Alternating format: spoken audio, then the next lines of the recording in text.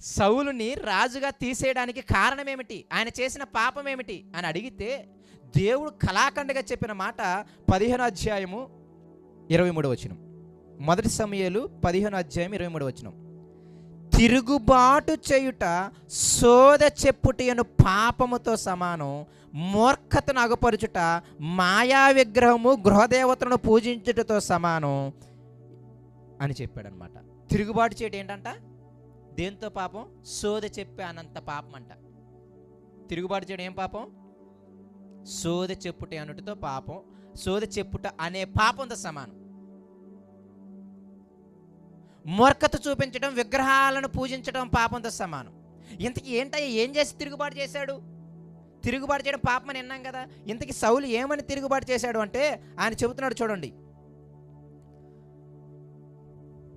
21వ వచనం, 22వ వచనం. అందుకు సమూయేలు ఏమంటున్నాడంటే సౌలుతో, తాను సెలవిచ్చిన ఆజ్ఞను ఒకడు గైకొనుట వలన యెహోవా సంతోషించినట్లు ఒకడు దహన బలులను అర్పించుట వలన ఆయన సంతోషించున. ఆలోచించుము, బలులు అర్పించుట కంటే ఆజ్ఞను గైకొనుటయు, పొట్టేళ్ల క్రొవ్వు అర్పించుట కంటే మాట వినుటయు శ్రేష్టము. ఇంతకీ సౌలు చేసిన పాపం ఏమిటి అంటే, సౌలుకి వెళ్ళినప్పుడు చాలా క్లియర్గా చెప్పాడు దేవుడు. ఏమని తెలుసా? నువ్వు అమాలేకీయులను మొత్తం చంపే అన్నాడు. కానీ మొత్తాన్ని చంపేశాడు. అక్కడ బాగా ఉన్న ఎడ్లుని వీటన్నిటిని ఎత్తుకొని వచ్చేసాడు. ఎత్తుకొచ్చి పైగా ఏమన్నాడు తెలుసా? అయ్యయ్యా, ఇది నాతో పాటు ఉన్న ఇజ్రాయేలీలు ఉన్నారే, వాళ్ళకు భయపడి నేను తెచ్చానంటాడు. పైగా నిజంగానే పాపం భయపడే తెచ్చాడు. కానీ దేవుడు ఎంత సీరియస్గా ఉంటాడు మీరు చూడండి. అప్పుడప్పుడు అనిపిస్తుంది, విశ్వాసులకు భయపడి పాస్టర్ గారు ఇలా చెప్పారన్నా కూడా పాస్టర్ గారిని వదలరని అని చెప్పడానికి ఈ సందర్భం ఉపయోగపడుతుంది. ఇంతకీ సౌలుకి ఏం చెప్పాడు? మాట చెప్పాడు. ఏం మాట చెప్పాడు? నువ్వు అమాలేకులను వెళ్ళి మొత్తాన్ని చంపేసాయి, ఏమి తీసుకురా మాకు, అది శపించబడిన లోకం అన్నాడు. అయితే వీళ్ళు ఏం చేసుకొచ్చారు? ఎద్దులు, గొర్రెలు వీటన్నిటిని తీసుకొచ్చారు. పైగా ఎవరి కోసం అంట? దేవుడికి బలి ఇవ్వటానికి. 21వ వచనం.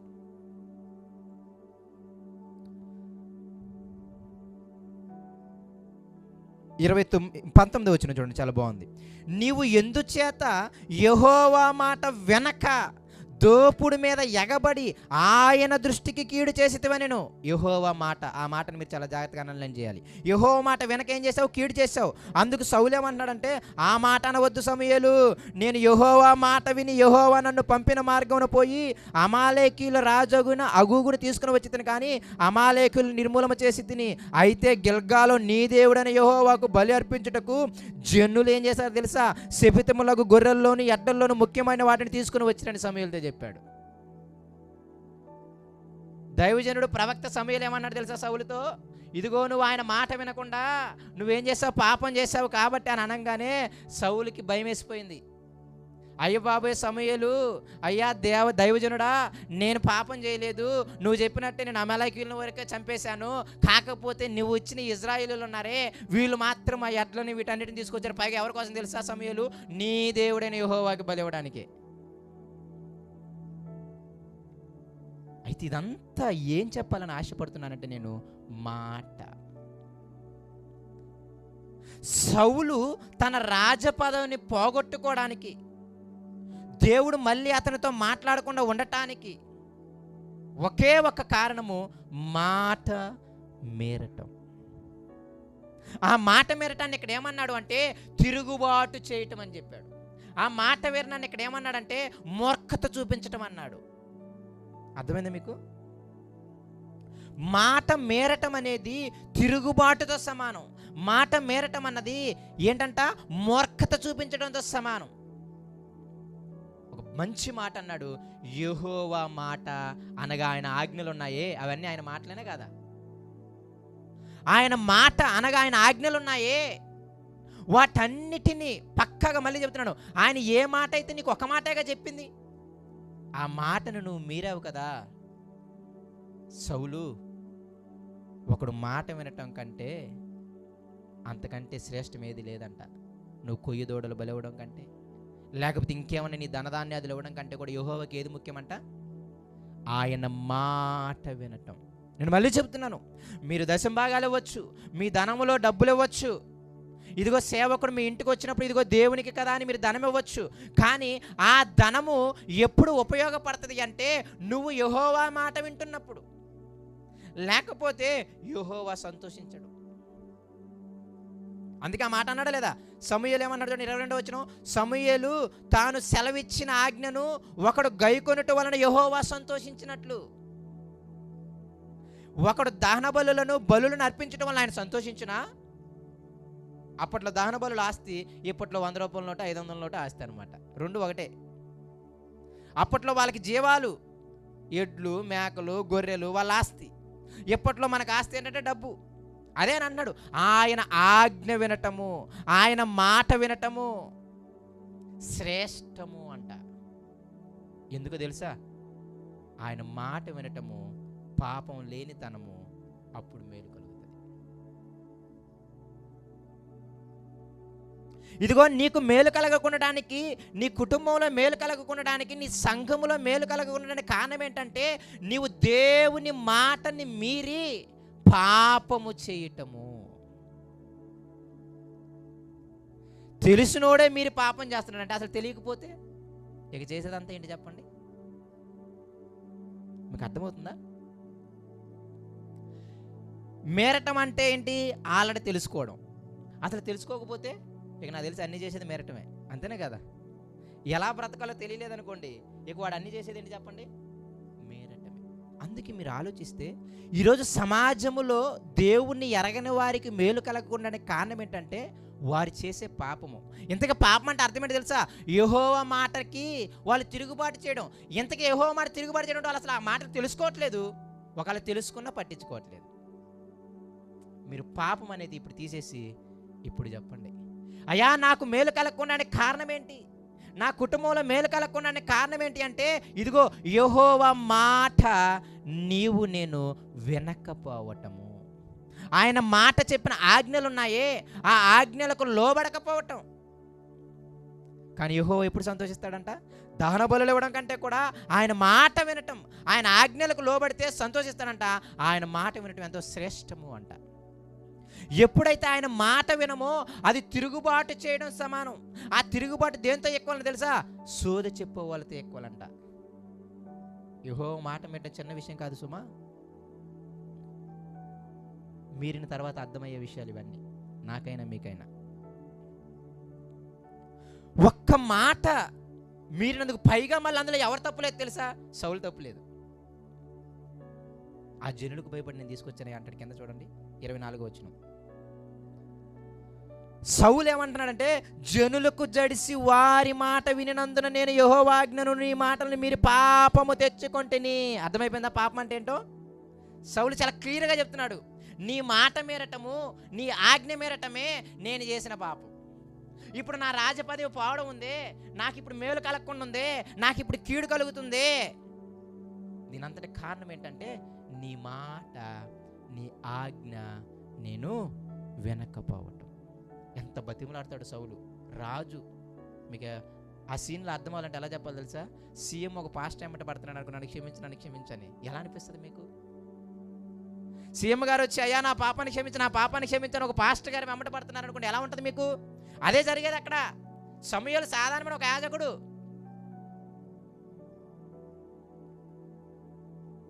సౌలు ఎవరో తెలుసా?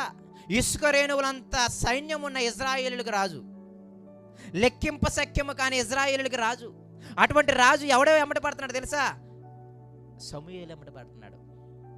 చిన్న పిల్లల్లా ఉంటుంది అది చూసి చదువుతుంటే, అయ్యా నన్ను విడిచిపోవు మాకు. తర్వాత ఏమంటాడు చూడండి, 25వ వచనం. కాబట్టి అయ్యా సమూయేలా నా పాపమును పరిహరించి నేను యెహోవాకు మొక్కునట్లు నాతో కూడా తిరిగి రమ్మని సమూయేలును వేడుకొనెను. అందుకు సమూయేలు నీతో కూడా నేను తిరిగి రాను, నీవు యెహోవా ఆజ్ఞను విసర్జించితివి గనుక ఇజ్రాయేలు మీద రాజుగా ఉండకుండా యెహోవా నిన్ను ఏం చేశాడు? విసర్జించేశాడు. ఇంతకుముందు రాజుని చేసింది ఎవరు? యెహోవే. రాజుని చేసింది యెహోవానే. మీకు తెలుస్తుందో లేదో, ఇక్కడ చాలా విషయాలు బయటపడతాయి. నీవు బాగుంటే, నీవు వినయంతో ఉంటే, నువ్వు లోబడితే, నీవు దేవుని మాటకి లోబడితే నిన్ను రాజుని చేయగలడు. రాజు అయిన తర్వాత మళ్ళీ మాట మీరితే యథాస్థితిగా మళ్ళీ అదో పాతాలను తొక్కేయగలడు. తర్వాత దేవుడు పశ్చాత్తాపడ్డాడంట సౌలుని రాజుని చేసినందుకు. రిగ్రెట్ అయ్యాడంట ఆయన. సంతాపపడిన మాట చదువుతాం చివరి వచనంలో, 15వ అధ్యాయం చివరి వచనంలో. ఏం చేశాడంటే దేవుడు, నేను నిన్ను రాజును చేసినందుకు నేనేమయ్యాను, సంతాపపడ్డాను. అయితే ఇదంతా కూడా మీకు ఎందుకు చెబుతున్నాను అంటే, ఒక్క మాట మీరటం అనేది మీరు చిన్నగా చూస్తున్నారేమో. ఈరోజు మన అందరి జీవితాలలో, లేకపోతే నా జీవితంలోనైనా, మీ జీవితంలోనైనా, నా కుటుంబంలోనైనా, మీ కుటుంబంలోనైనా, మళ్ళీ చెబుతున్నాను, యెహోవా మాట ఉన్నాయే, ఆయన ఆజ్ఞలు ఉన్నాయే, ఈ 66 పుస్తకాల్లో ఉన్న మాటలు ఉన్నాయే, వీటన్నిటిని మనం క్షుణ్ణంగా తెలుసుకోక వీటిని విసర్జించి వాటిని పడచోని పెట్టి అహంకార ధోరణి కలిగి, ఆ వాక్యాలు అలాగే ఉంటాయిలే, బైబుల్ అలాగే ఉంటాయిలే, పాస్టర్లు అలాగే చెబుతారులే అనే ధోరణితో అసలు ఈయన ఏ మాట చెబుతున్నాడు, ఆ మాట ప్రకారంగా నేను ఉంటున్నానా లేదా, అయ్యో రండి యెహోవా యెడల భయభక్తులు కలిగి మన అందరం కూడా బతుకుదాము, ఎందుకంటే మనకు ప్రాణమునిచ్చింది ఆయన కదా, ఊపిరినిచ్చింది ఆయన కదా, గాలినిచ్చింది ఆయన కదా, నీటినిచ్చింది ఆయన కదా, భూమినిచ్చింది ఆయన కదా. ఇదిగో తొలకరి వర్షాన్ని, కడవరి వర్షాన్ని చక్కగా పంపించి ఈ భూమి పండేలా చేసి ఆహారం తిని బ్రతకగలిగేటట్లు చేసింది ఎవరంట, యెహోవా కదా. ఆయన ఎంత శక్తి కలిగిన వాడు, సముద్రాన్ని ఇసుక రేణులు తాపినవాడు కదా, ఆయన సన్నిధానానికి వచ్చి వనకాలి కదా, ఆయన మాటకి లోబడాలి కదా. అక్కడ వనకరంటే అర్థం ఏంటంటే మాటకు లోబడరని, ఆయన మాట అంటే ఎవరికి లక్ష్యం లేదంట. అందుకే ఇదే 12వ అధ్యాయంలో చూడండి, మొదటి సమూయేలు 12వ అధ్యాయం 13వ వచనం. కాబట్టి మీరు కోరి ఏర్పరచుకొనిన రాజు ఇతడే, యెహోవా ఇతనిని మీ మీద ఏం చేశాడు, రాజుగా నిర్ణయించి ఉన్నాడు. మీరు యెహోవా యందు భయభక్తులు కలిగి ఆయన మాట విని ఆయనను సేవించి ఆయన ఆజ్ఞను భంగము చేయక మీరును మిమ్మును ఏలును రాజును మీ దేవుడైన యెహోవాను అనుసరించిన ఎడల మీకేం కలుగుతుంది, క్షేమము కలుగును. ఎంత ఎక్సలెంట్గా ఉందో చూడండి, ఎక్కడ వాక్యానికి ఒకటి భిన్నం ఉండదు. చాలా క్లియర్గా చెప్తున్నాడు ఇశ్రాయేలుతో, మీరే కదా నాకు రాజు కావాలన్నారు. ఆయన ప్రత్యక్ష కింద భయపడతారు, అయ్యో మేము పాపం చేసాం రాజుని అడిగామని. రాజు అయితే ఉంటాడు, కానీ మీకు తెలుసు లేదో చివరికి రాజుని నేనే. మీరు రాజునైతే అడిగారు, కానీ అధికారం ఎవరిది, నాదే. అందుకని చాలా క్లియర్గా చెప్తున్నాడు, నీవు కోరుకున్న రాజుకుని ఇద్దరికి నీ క్షేమం కలగాలి అంటే మీరు నా మాట ఏం చేయాలి, నా మాట విని నా ఆజ్ఞను మీరు ఏం చేయకూడదు, భంగము చేయకూడదు. భంగం అంటే అర్థం ఏంటి, పాడు చేయటం, తప్పిపోవటం. ఎందుకు ఇవన్నీ చెబుతున్నానంటే, ఈనాడు దేవుణ్ణి ఎరిగిన మనందరిలో, అయ్యా ఎందుకయ్యా నాకు మేలు కలగటం లేదు, ఎందుకయ్యా నాకు క్షేమం కలగట్లేదు అని దేవుణ్ణి కానీ మనం ప్రశ్నించగలిగితే, దేవుడు చెప్పే కళాఖండి సమాధానం ఏంటి అంటే, నీవు నేను ఏమవుతున్నాము అంటే ఆయన మాట వినే స్వభావం లేక, ఆయన మాట అంటే భయం లేక. నేను అంటాను, అసలు యెహోవా ఎలా బ్రతకమన్నాడు, 10 ఆజ్ఞలు అడిగితే మీరు పొల్లుమని 10 చెప్పలేము. న్యాయ విధులు, కట్టడలు, శాసనాలు 613 దాకా ఉన్నాయి. ఈ 66 పుస్తకాల్లో ఉన్నాయన్నీ ఆయన మాటలే, ఆయన ఆజ్ఞలే, అవునా కదా? మరి ఇవన్నీ మనం అవసాపాన పట్టి వీటన్నిటిని మనం హృదయంలో పెట్టుకొని వీటన్నిటి ప్రకారంగా మనం బ్రతికినప్పుడు కదా మనకు మేలు, అది బ్రతికినప్పుడు కదా మనకి క్షేమం. ఇప్పుడు నేను అంటాను, ఎంతమంది ఈ మాటలు వినగలుగుతున్నారు, ఎంతమంది ఈ మాటలు చదవగలుగుతున్నారు? ఇప్పుడు మీకు ఎలా మేలు కలుగుతుంది చెప్పండి?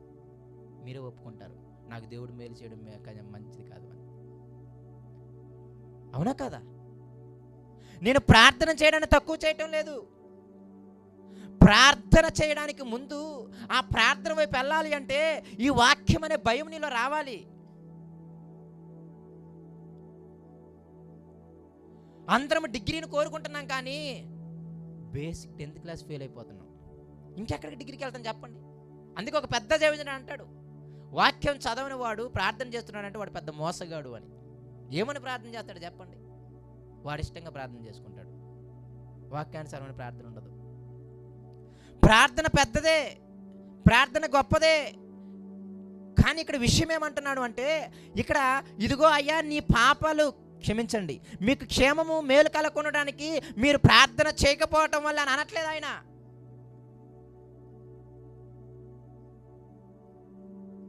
మీరు నా మాట వినక, నా మాట అంటే భయం లేక, నా మాట అంటే భక్తి లేక, ఆ భయము భక్తి ఉంటే ఆటోమేటిక్గా ప్రార్థన చేద్దాం, అవునా కదా? భర్త అంటే భయం ఉంటే ఆటోమేటిక్గా భర్తను పూజిస్తాం అనమాట, ఏమవదు. మాట చాలా ప్రాముఖ్యమైనది ప్రియమైన దేవుని పిల్లారా. మీరు చాలా చిన్నగా చూస్తున్నారేమో, కానీ ఈనాడు క్రైస్తవులుగా, ఆనాడు ఇజ్రాయేల్ కూడా పోగొట్టుకుంది అదే. ఈ భూమి మీద అంత సర్వశక్తి కలిగిన దేవుడు లేడు, అంత సర్వాధికారం కలిగిన దేవుడు లేడు, అంత బాహుబలం కలిగిన దేవుడు లేడు. అటువంటి దేవుణ్ణి, సజీవుడైన దేవుణ్ణి కలిగి ఉండి అయినా వాళ్ళు మేలు పొందుకోవడానికి కారణం ఏంటి? ఎంత సిగ్గుచేటు అనిపిస్తే చెప్పండి. వాళ్ళు ఏమంటాం తెలుసా? బుర్ర లేని వాళ్ళు అంటాం. ఇంట్లో ఏసీ పెట్టుకొని చెమటలు కారుకుంటూ పడుకున్నాడు అనుకోండి, ఏమంటాం చెప్పండి? ఇంట్లో ఫ్యాన్ పెట్టుకొని చెమటలు కారుకుంటూ పడుకున్నాడు అనుకోండి, అన్నేమనుకుంటాం చెప్పండి? అంత సజీవుడైన దేవుణ్ణి, అంత సర్వశక్తి కలిగిన దేవుణ్ణి, అంత సర్వాధికారి అయిన దేవుణ్ణి, ఎప్పుడు మేలు క్షేమము చేసే దేవుణ్ణి మన ఇంటిలో పెట్టుకొని, మన హృదయంలో పెట్టుకొని, ఇంకా మనము మేలు కాకుండా ఇంకా చాలా శ్రమల చేత, లేకపోతే వేదనల చేత, లేకపోతే కీడు చేత కొట్టబడుతున్నాము అంటే, దేవుడు చాలా కళాఖండిగా చెప్పే మాట ఏంటి అంటే, నీ పాపం. ఏంటయ్యా పాపం అంటే? ఏమీ లేదు, నా మాటకి మీరు తిరుగుబాటు చేయటం, నా మాట వినకుండా మీరు నాకు ద్రోహం చేయటం.